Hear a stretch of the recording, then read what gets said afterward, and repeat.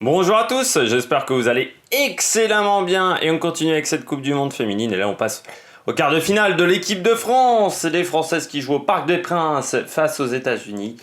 Victoire 2-1 des États-Unis, doublé de Megan Rapinoe et puis réduction du score de la part de Wendy Renard à la 81e minute. Frustration même si pour moi c'est une victoire logique de la part des États-Unis. Même si les Américaines se sont fait peur, il faut le dire, c'était déjà fait un petit peu peur face à l'Espagne. Là, elles se sont fait également peur face à l'équipe de France. Frustrant pour la France pour une raison simple, la France pourrait gagner. La France, je pense, a les armes pour gagner, mais n'a pas réussi à utiliser ces armes. Aussi parce que la France, dans toute cette Coupe du Monde, n'a pas forcément été au niveau auquel on pouvait l'attendre. Auquel on aurait pu attendre au moins les joueuses sur le papier. C'était un meilleur niveau, je pense, du côté de l'équipe de France. Là, c'est un résumé de tout ce qui nous a frustrés pendant cette Coupe du Monde de la part de l'équipe de France. C'est-à-dire la première mi-temps, beaucoup trop d'approximations. Il n'y a pas grand-chose à dire sur la première mi-temps, à part qu'elle est totalement mauvaise, totalement ratée.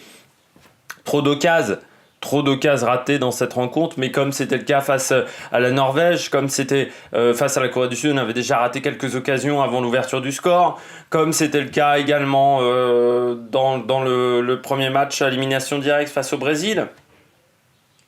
Également des erreurs tactiques pendant toute cette Coupe du Monde, des erreurs tactiques du côté de l'équipe de France. Valérie Gauvin, on voit qu'elle est en difficulté déjà sur le premier match face à la Corée du Sud.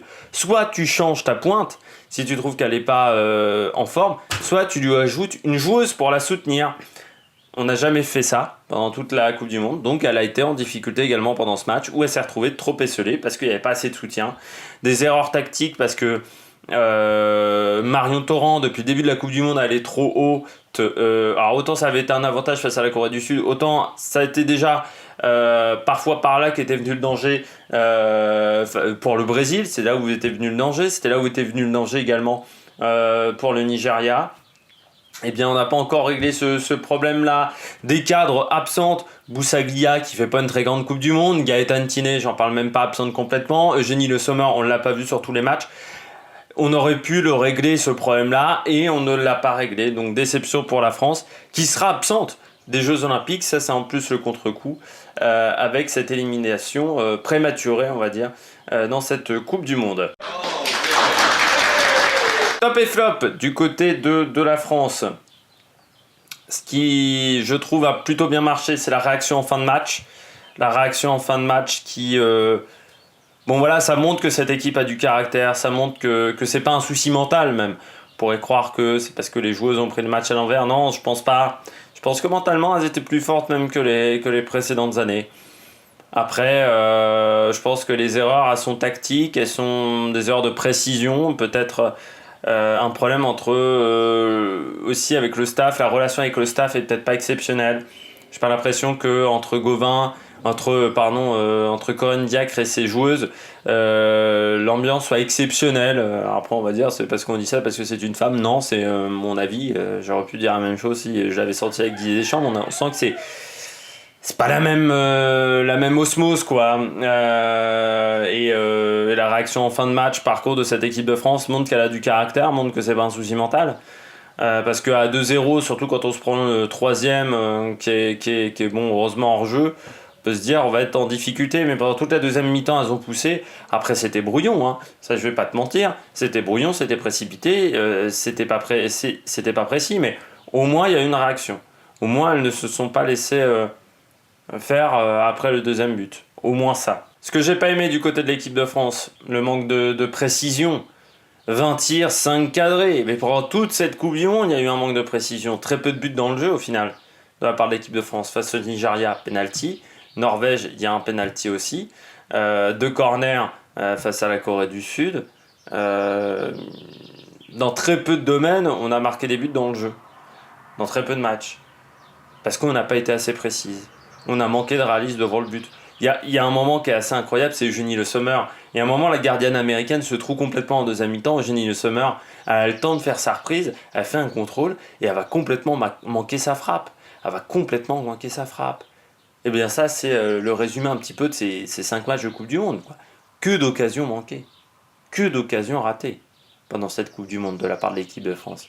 Et on ne peut pas gagner un match face aux États-Unis, on ne peut pas gagner un match face aux grosses équipes, aux grosses nations, à des nations qui sont en place si on ne convertit pas nos occasions, si on ne convertit pas nos temps forts, et on n'a jamais été capable de le faire. Donc ça, c'est un vrai problème. La précipitation pendant toute la rencontre. Aucune construction dans le jeu. Et beaucoup trop de précipitation. Alors certes, on a des joueuses qui sur les transitions attaque-défense peuvent aller vite. C'est le cas de Diani par exemple, qui je pense est pour moi, Diani, c'est la joueuse de cette Coupe du Monde pour la France. Diani, pour moi c'est vraiment la joueuse de cette Coupe du Monde. Mais beaucoup trop de précipitation. On se débarrasse parfois du ballon. Totalement, où on va faire des courses alors qu'on pourrait faire des passes. Le nombre de fois on n'a pas fait la passe à Cascarino, à partir du moment où elle est rentrée dans le match, c'est incroyable. Cascarino, tu te demandes même pourquoi on l'a fait rentrer, parce qu'au final elle n'a jamais eu le ballon, alors qu'elle était dispo, hein, elle était toute seule. En plus, la défenseur américaine de ce côté, elle était assez mauvaise, on lui a jamais fait la passe. Parce qu'on partait sur des actions individuelles, parce qu'on était dans la précipitation totale, dans le fait de vouloir égaliser à tout prix à 2-2, et c'est peut-être pour ça aussi qu'on a manqué de réalisme, parce qu'on essaye d'égaliser le plus vite possible, alors que l'objectif c'est déjà d'égaliser, c'est pas d'égaliser en 10 secondes, c'est d'égaliser à la fin du temps réglementaire. Eh bien, on a été beaucoup trop dans la précipitation. Et puis au début de match également, on se fait des mauvaises passes au tout début de match parce qu'on n'a pas le ballon. Et ça, c'est une grossière erreur de la part de l'équipe de France. Et bien le début de match, je parle même pas du but où il y a un laxisme, le mur est mal placé. Parce qu'on sait que Rapinoe elle est droitière, donc elle va tirer côté fermé, côté extérieur, on peut la voir à 10 km. Pas de joueuse qui peut couper ce côté court si on place mal le mur. Et puis une gardienne qui est peut-être pas forcément au top. Donc voilà, ça nous emmerde dès le début du match ce but. On va courir après le score pendant toute la rencontre. Et puis après, il y a le fait qu'on n'a pas réussi en première mi-temps à enchaîner 2 passes. 2 passes, on n'a pas réussi à le faire. Qu'offensivement, donc comme on n'arrivait pas à faire 2 passes, il n'y avait rien.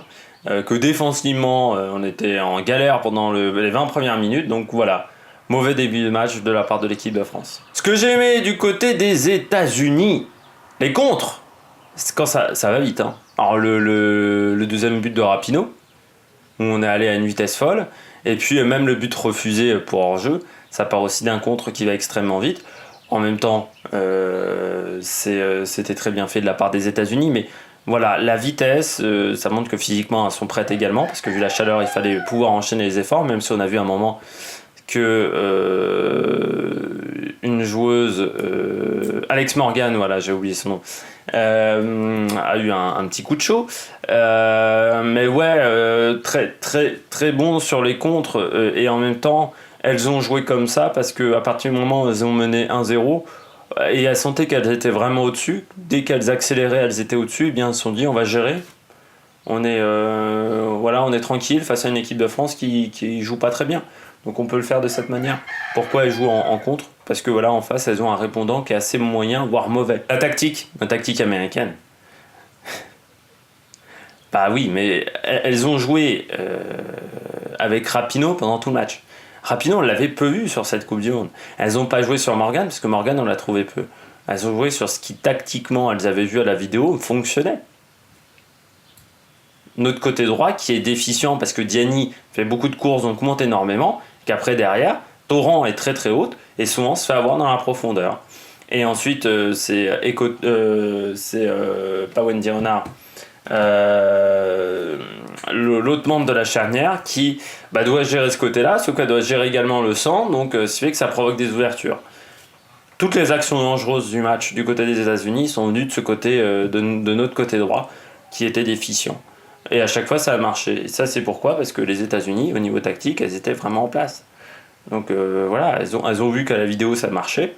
Elles se sont dit, on le tente pendant toute la rencontre, et ça a fonctionné, parce que les Françaises, par contre, tactiquement, je me demande si elles regardent la vidéo, parce que les erreurs qu'on a vues sur le premier match et sur le deuxième match, sur le cinquième, on les a toujours. Hein.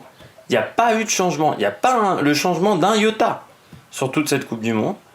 Le fait également que l'équipe de France n'ait pas fait tourner des joueuses, il fait qu'on n'avait pas de solution de rechange. On a dû utiliser 15 joueuses sur cette Coupe du Monde, ou 16. Donc pour avoir des solutions de rechange quand on trouve pas la solution, bah, c'est bien d'avoir utilisé un maximum de joueuses, sauf qu'on ne l'a pas fait. Ça permet également d'avoir un groupe qui reste concentré. Alors je pense qu'il y a 4 ou 5 joueuses au moins de l'équipe de France qui, comme elles savaient qu'elles n'allaient pas rentrer, bah, ont décidé un petit peu de... Elles n'étaient plus vraiment dans le groupe, quoi. Par contre, ce que j'ai pas aimé du côté des États-Unis, c'est la défense, qui parfois était un peu en danger. Alors je parle même pas de la gardienne, je pense à des sorties vraiment peu académiques. Pourtant c'est étonnant parce que j'ai regardé un petit peu sa carrière la dernière fois. Et c'est une joueuse qui a été championne du monde moins de 17 ou moins de 19, je sais plus, avec les États-Unis, mais qui après a été barrée en équipe des États-Unis puisqu'il y avait meilleur qu'elle, et qui arrive en fait aux États-Unis, en équipe des États-Unis sur le tard, parce qu'elle a 31 ans, mais elle doit avoir 2 années d'expérience, ce qui est donc assez étonnant, sa carrière. Mais la défense, oui, on sent que bah, du côté des latérales, du côté des arrières, c'est quand même des joueuses qui, au départ, sont sont des joueuses offensives. Et donc, oui, elles se font avoir des fois sur le repli défensif qui est pas top. Donc, on va faire attention à la défense du côté des États-Unis parce que l'Angleterre pourrait en profiter grandement. Et puis, un peu trop de gestion. Voilà, gérer le match dès la 30e minute, c'était peut-être un peu trop tôt. Il aurait fallu marquer le deuxième. Peut-être un peu plus rapidement du côté des États-Unis pour vraiment se mettre hors de danger et tuer les espoirs français. Les joueuses de ce match, la top joueuse pour moi, c'est Megan Rapinoe. 2 buts. Donc voilà, le doublé, celle qui permet à son équipe de gagner la rencontre. Très dangereuse à chaque fois qu'elle avait le ballon. Sur ce fameux côté droit français, elle a vraiment mis le bazar. Marion Torrent n'a jamais réussi à l'arrêter pendant toute la rencontre. Donc voilà, très présente devant. Puis pour moi, la déception du match, c'est Marion Torrent. À contre-temps, tout le temps. C'est-à-dire qu'offensivement, elle n'arrivait pas à apporter quelque chose. Et puis défensivement, bah, montait pas assez vite sur Rapinoe. Donc ce qui fait qu'elle laissait beaucoup trop de place à Rapinoe. Voire des fois, elle était trop haute. Donc ce qui fait que Rapinoe passait dans son dos. Mauvais match de la part de Marion Torrent. Et il faudra peut-être trouver une solution de rechange. Mais je ne suis pas sûr qu'FPIC soit une solution de rechange très intéressante pour Corinne Diacre ou le futur sélectionneur, parce qu'on ne sait pas si Corinne Diacre, je ne suis pas sûr que Corinne Diacre reste à la tête de l'équipe de France. Je pense qu'il y aura des discussions après cette élimination. Alors nous, on se retrouve avec les Américaines donc pour la première demi-finale qui aura lieu mardi.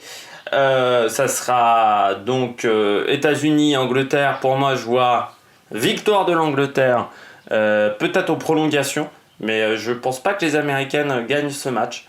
Après, c'est mon avis. Puis nous, on se retrouve pour les 2 autres quarts demain. On parlera de la Suède, de l'Allemagne, qui joueront de l'Italie et des Pays-Bas. N'hésitez pas à vous abonner si vous avez aimé cette vidéo. N'hésitez pas à mettre un pouce bleu. N'hésitez pas à réagir dans les commentaires. Et nous, on se retrouve pour de nouvelles aventures sur l'Amérique Production. Ciao, ciao!